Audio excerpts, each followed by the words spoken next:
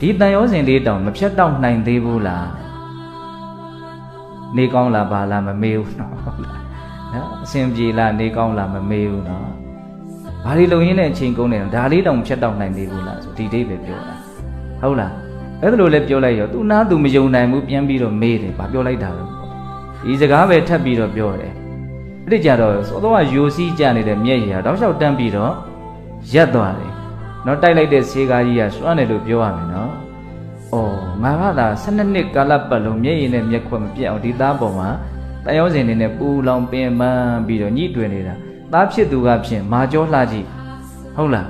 တခါတည်းမှဖြစ်သွားတော့သူကမာတယ်ဆိုတော့ကိုကလည်းမာဖို့စဉ်းစားရတော့တာဗောဟုတ်လားအဲ့ဒါနဲ့အဲ့ဒီနေ့တယ်မဲ့သားပေါ်မှာဖြစ်တဲ့တန်ရောစင်ကိုဖြတ်တောက်နိုင်တဲ့အတွက်ကြောင့်အရဟတမေညာအရဟတဖို့ညာကိုရတယ်အရှင်မြတ်တွက်တာမမှားဘူးနော်အဲ့ဒီမှာသူယဟန္တာဖြစ်တယ်ဆိုတာကိုမြတ်စွာဘုရားသိတဲ့အချိန်မှာမြတ်စွာဘုရား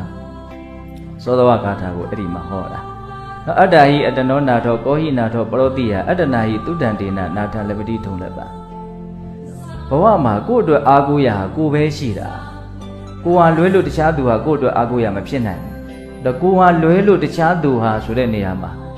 တကယ်ကိုဟာလွဲရင်တခြားသူအားလုံးကိုတခြားသူလို့မြင်ဖို့လိုတယ်